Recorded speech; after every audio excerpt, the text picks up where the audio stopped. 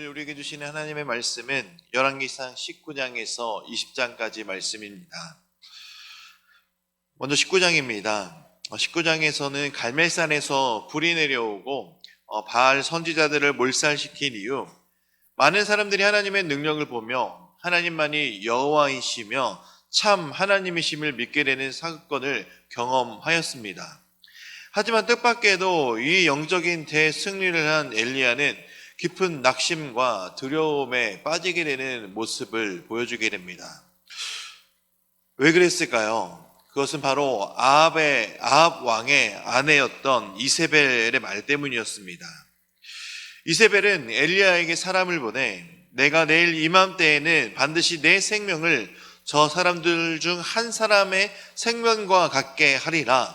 그렇게 하지 아니하면 신들이 내게 벌 위에 벌을 내림이 마땅하니라 한지라고 말합니다. 이 위협 앞에 엘리야는 무서워하여 도망하기 시작합니다. 그는 유다 땅 브엘세바로 도망한 뒤 그곳에서 하인의 곁을 떠나 광야로 혼자 들어가게 됩니다. 그리고 한 로뎀나무 아래 앉아 하나님께 이렇게 고백합니다. 여호와여, 넉넉하오니 지금 내 생명을 거두시옵소서.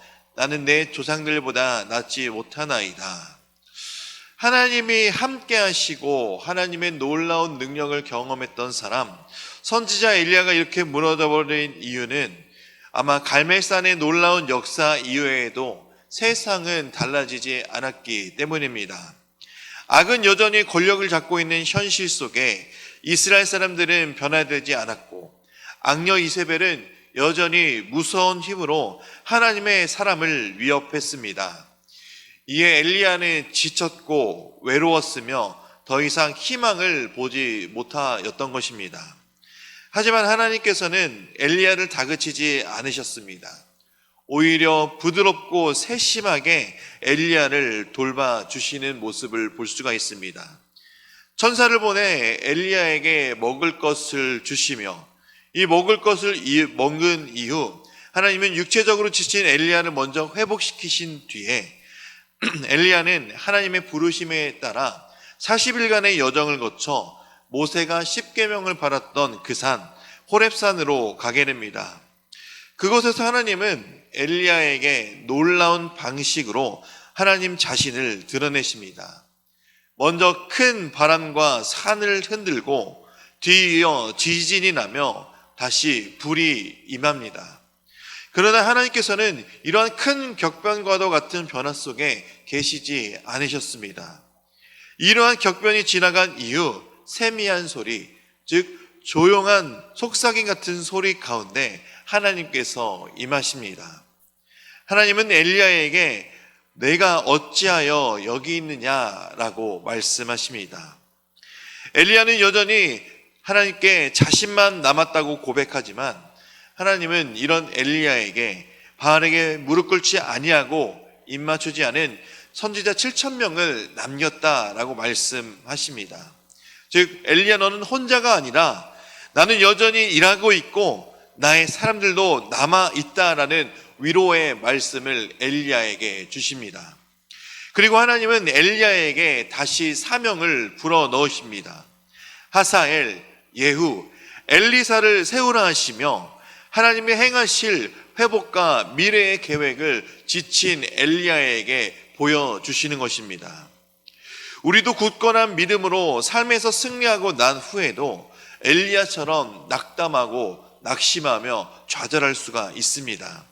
신앙의 회의감이 오며 삶의 의지가 꺾여져 가는 상황이 우리를 두렵게 만들 수도 있습니다. 그러나 오늘 말씀은 우리가 이러한 상황에 온다 할지라도 하나님은 결코 우리를 포기하지 않으신다라는 것을 보여주십니다. 하나님은 우리의 감정까지 깊이 이해하시며 부드럽게 다시 일으켜 세우시는 분이십니다. 왜냐하면 하나님은 매우 인격적이신 분이시기 때문입니다. 그렇게 우리를 다그치지 않으시며 천천히 다시 일어날 수 있도록 부드럽게 다가와 무너진 우리의 삶을 다시 일으켜 세워주실 것입니다. 그러니 우리는 무엇을 의지해야 되겠습니까? 세상을 의지하는 것이 아니라 인격적이시며 사랑이 충만하신 하나님만 늘 믿으며 살아가야 합니다. 하나님만이 우리의 힘이 되시기 때문입니다. 20장입니다. 열왕기 20장으로 넘어가시면 아합 왕이 등장합니다. 이번에는 아람 왕 벤하닷이 전쟁을 일으키는 배경이 됩니다. 벤하닷은 큰 군대를 이끌고 사마리아를 포위합니다. 그는 사신을 보내어 내 은금은 내 것이고 내 아내들과 내 자녀들은 아름다울지라도 내 것이다 라고 협박합니다. 아합 왕은 이런 벤하닷의 협박에 두려워서 처음에는 순순히 항복하려 합니다. 그러나 벤하닷이 계속해서 무리한 요구를 하자 이스라엘 장로들이 강하게 나서서 반대하며 결국 아합 왕은 벤하닷의 요구를 거절하고 전쟁을 벌어지게 됩니다. 그런데 놀랍게도 이런 아합 왕에게 하나님의 선지자가 찾아옵니다. 바로 선지자 엘리야가 아닌 다른 선지자입니다. 이것은 아합에게 무릎 꿇지 아니한, 또 바알에게 무릎 꿇지 아니한 하나님께서 남겨두신 7,000명이 있다라는 사실을 보여주는 말씀이기도 합니다. 그 하나님의 선지자는 아합에게 찾아가 이렇게 말합니다. 여호와의 말씀이 내가 이 큰 무리를 보았느냐? 내가 오늘 그들을 내 손에 넘기리니 너는 내가 여호와인 줄 알리라 하셨나이다. 아멘. 아합은 그 말씀을 따라 청년 병사들을 앞세워 전쟁에 나갑니다. 놀랍게도 이스라엘은 수적 열세임에도 불구하고 이 아람 군대를 무찌르게 됩니다. 그러나 패배한 아람은 다시 병력을 모아 그 다음에 또다시 전쟁을 벌입니다. 이번에는 전략을 바꾸며 이렇게 말합니다. 그들의 신은 산의 신임으로 우리보다 강하였거니와 우리가 만일 평지에서 싸운다면 그들보다 강할지라 라고 이야기하며 이스라엘의 하나님은 산에서만 능력이 있다라고 착각하는 잘못된 생각을 가지게 된 것입니다. 이제 하나님은 다시 선지자를 보내 아람 사람이 말하기를 여호와는 산의 신이요 골짜기의 신이 아니라 하는도다. 그러므로 내가 이 큰 군대를 다 내 손에 넘기리니 너희는 내가 여호와인 줄 알리라 라고 말씀하십니다. 하나님은 이번에도 아합 왕에게 승리를 주십니다. 벤하닷은 목숨을 부지하기 위해 겸손한 척하며 아합에게 항복하였고 아합은 그를 살려 보내버립니다. 하지만 이 결정은 하나님이 원하시고 기뻐하시지 않는 선택이었습니다. 왜냐하면 하나님께서는 벤하닷을 심판의 대상으로 정하셨기 때문입니다. 한 선지자가 기발한 방법으로 이 사실을 아합 왕에게 전달합니다. 자신의 얼굴을 수건으로 가린 채 이야기 속 사람을 꾸며 결국 왕 자신이 실수를 인정하게 만드는 방식이었습니다. 하나님은 아합에게 내가 멸하기로 작정한 사람을 내 손으로 놓았은즉 내 목숨은 그의 목숨으로 대신하고 내 백성은 그의 백성을 대신하리라 라고 말씀하십니다. 하나님을 경외하지는 않는 악한 왕이었음에도 불구하고 하나님은 왜 아합에게 이런 승리의 기회를 주셨을까요?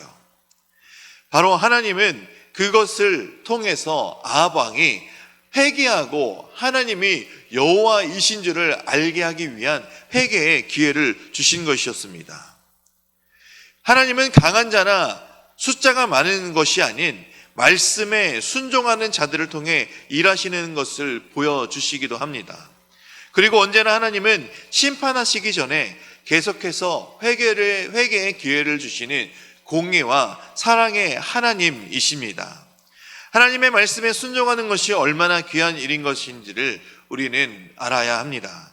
그리고 그 기회를 주셨을 때 그 기회를 버리지 않으며 회개하며 주님께 나아가는 것 역시 부끄러운 일이 아닌 하나님께서 주시는 은혜의 통로임을 깨달아야 합니다.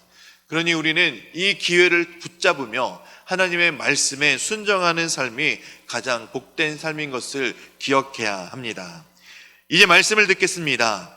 열왕기상 19장과 20장의 말씀을 경청하실 때 우리에게 주시는 하나님의 음성을 들으시기 바랍니다. 주의 말씀은 내 발의 등이요 내 길의 빛이니이다.